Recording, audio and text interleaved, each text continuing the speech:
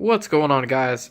Today I'm going to give you a quick look at all my different hobbies that I have, all my animals, fish, frogs, and all that good stuff. So stay tuned to find out what's going on.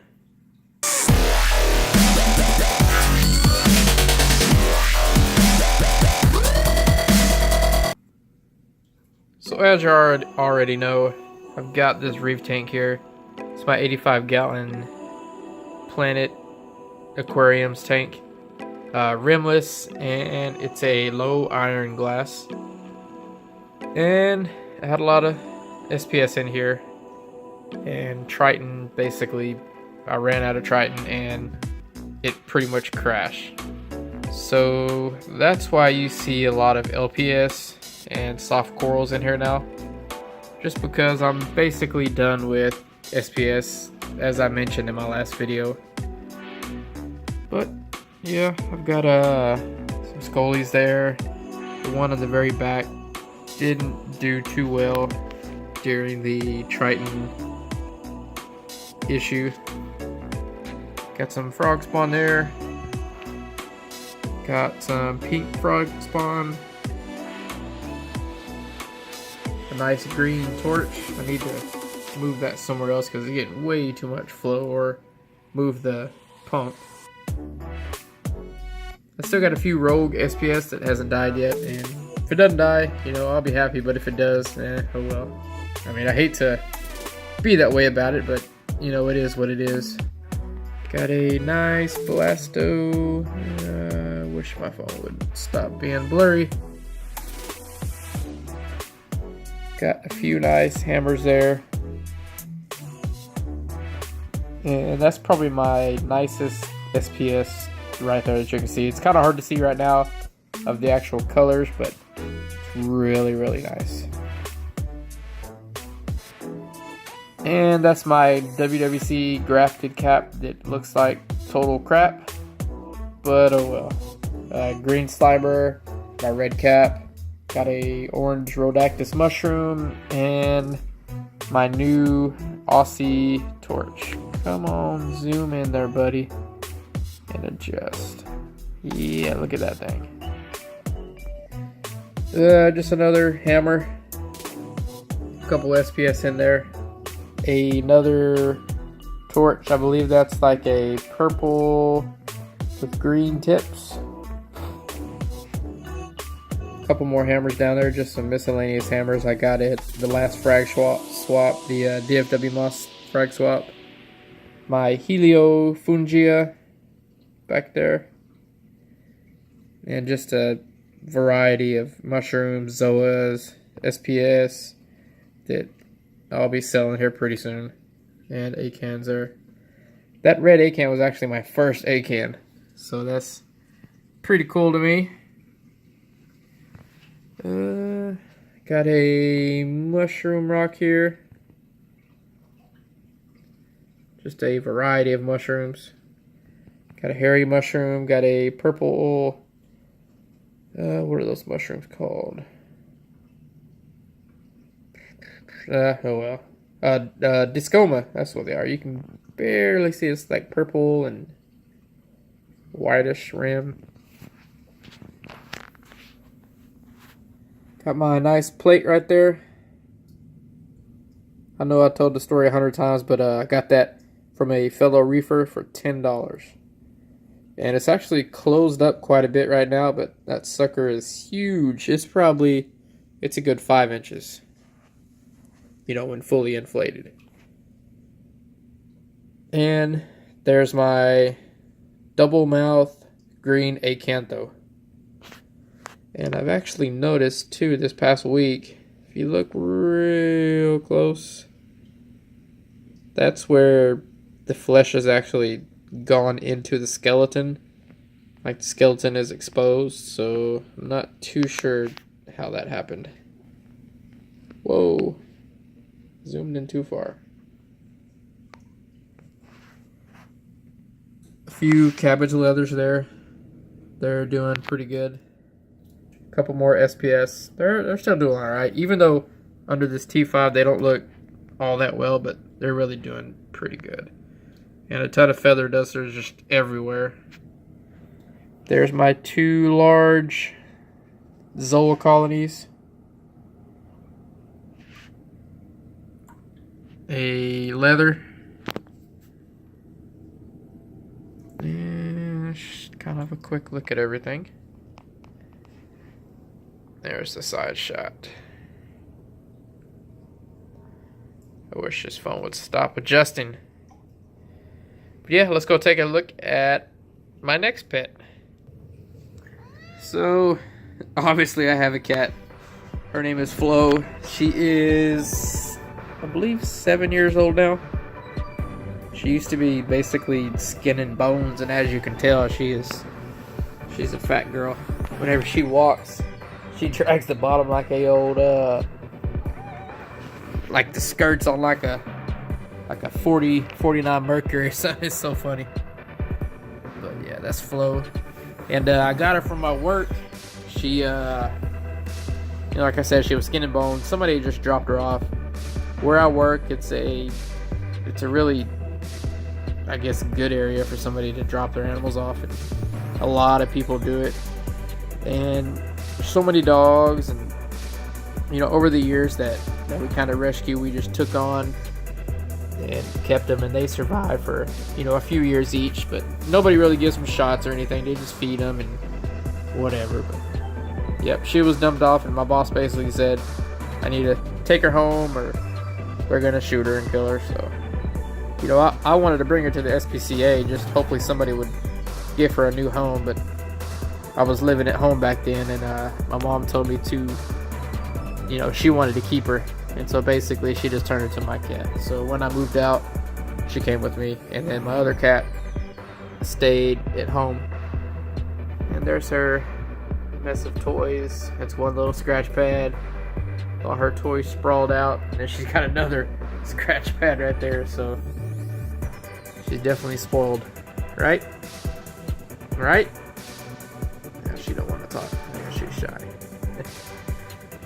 She's a big girl. She's a big girl. And I also have poison dart frogs. I have 5 variety of them. This was my first ones I started with. They're probably going to be hiding, but let's see if we can find them.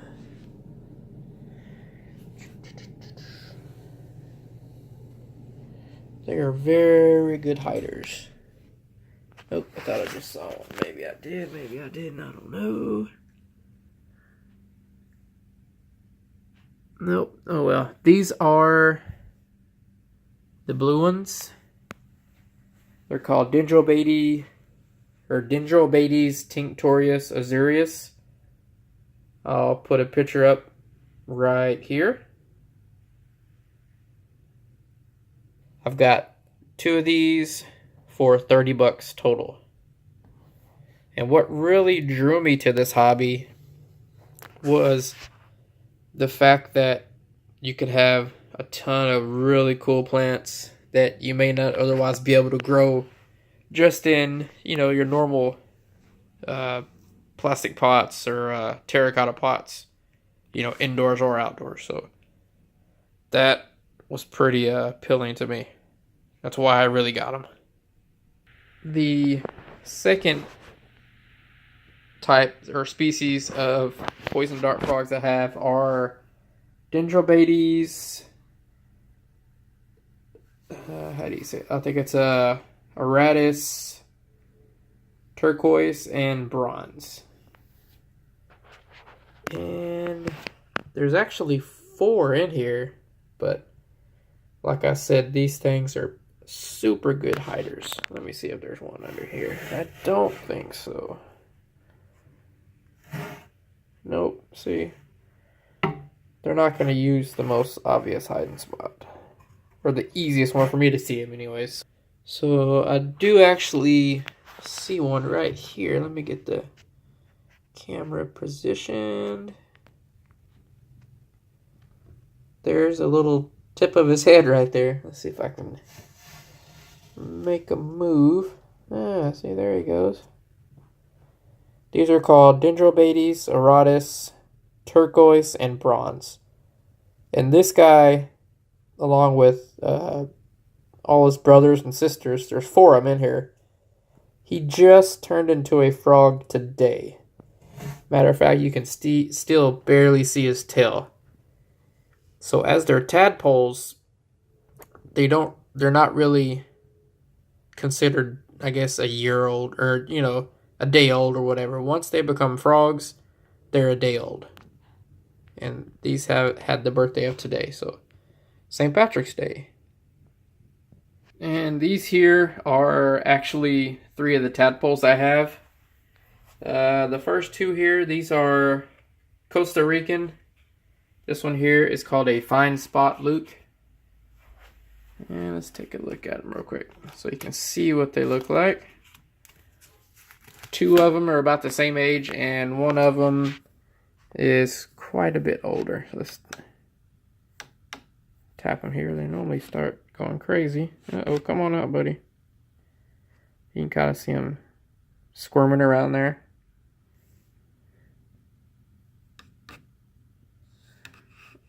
And there's the other one. And then look how big this guy is. Bam, he's huge.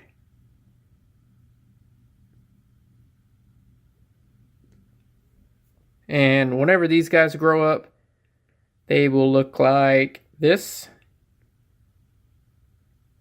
And when the bigger one grows up, he will look like this.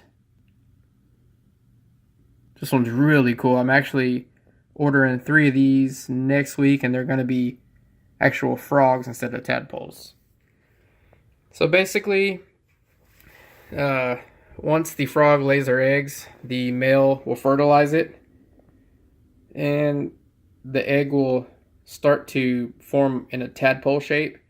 And then when 2 months comes, whoa.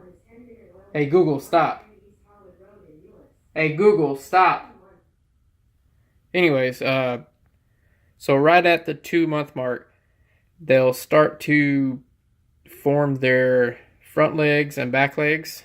And then once they lose their tail, they will become a frog. So once the tail starts shrinking up, I put them into this tank.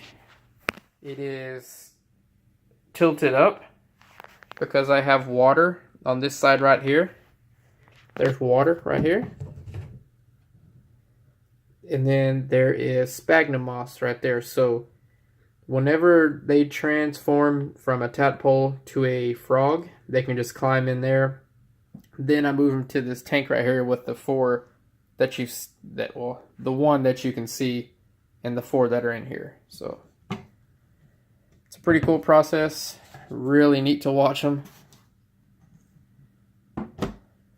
It's a lot of fun, and it's addicting already. So let's look at 2 of my other vivariums real quick. So these 2 tanks here, they're called vivariums. Basically, you have a false bottom, which is just hydroponic clay balls. You have a special dirt layer, which is it's called an ABG mix from joshsfrogs.com. Then you have leaves on top, which is called leaf litter. And then I just added all these plants in here and still in the pots because I'm not sure how I'm going to plant all these plants yet, or if I'm going to use all of them. And the lights I have, they are LED lights, and I'll show you a picture of what these look like. They're really cool. So as you can see, there's tons of actual LEDs in each of these bulbs, and I have 2 of them in here. I have a misting system hooked up, and this is actually the misting nozzle, and it's basically just kind of like the saltwater tank. You have all the RO tubing, and it goes all the way back here to this pump here and down into that 1-gallon jug. So every 3 hours I mist the tanks or the vivariums for 20 seconds, and I may need to cut that short just a little bit because you don't want to get it too wet. Once your bottom layer here gets probably say up to here, you want to start draining your water. And you can't take this apart to drain it. So what you have to do is, there's a lot of different ways to do this, but I put this PVC pipe here all the way to the bottom. So I just take this tape off, and then I put a air hose in there and just kind of siphon it out till it's all gone. And the same with this tank here. So you really can't see, you can see the blue tape there, but you can't really see much. And this one I did just a little bit too long, but I can cover that up with something. I'll figure it out. And here's the other tank here, our vivarium. Let's open it up so you can get a better picture. So yeah, it's pretty cool. I like it. Like I said, the main reason I got into dart frogs is you can have a really cool planted vivarium, and the plants grow very nicely. You know, they're easy to grow because it's a constant humidity of 80 to 90%, and the frogs fertilize the plants basically, by pooping in the soil. So, and these little pots up here, these are actually peppers that I'm gonna grow, outside. But some of the other plants there, this big one right here in the middle, it's called a bromeliad, and this is actually a pup. It's like a extended out, and it's like its baby. And then there's another bromeliad I got right there, and some baby tears that can also go in a freshwater aquarium, some ferns, and just some other random stuff. But yeah, it's pretty cool.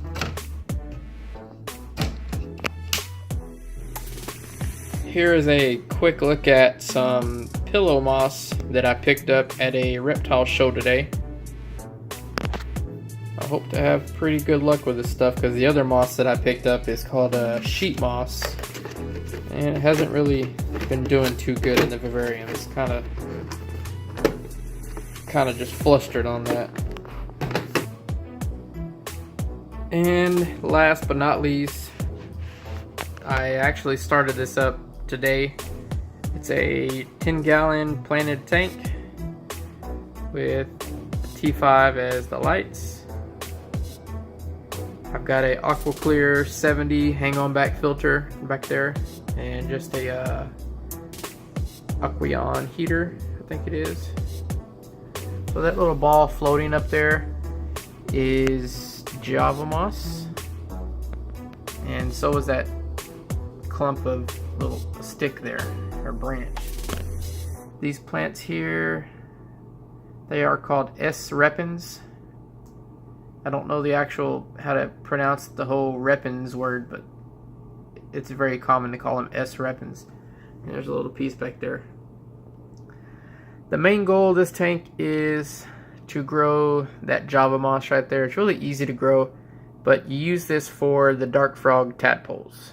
And also while I'm growing that, I might as well add some cool plants in here too. So this is just day one of it. You haven't really seen anything yet, so I'm gonna add CO2 to this tank and dose it with CO2 and hopefully have a nice lush green tank.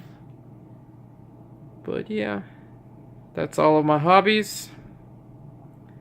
I hope you guys enjoyed it, so you see a little bit of what's going on in my life on a daily event. So don't forget to like this video if you liked it at any time, and also subscribe. Thank you guys for watching.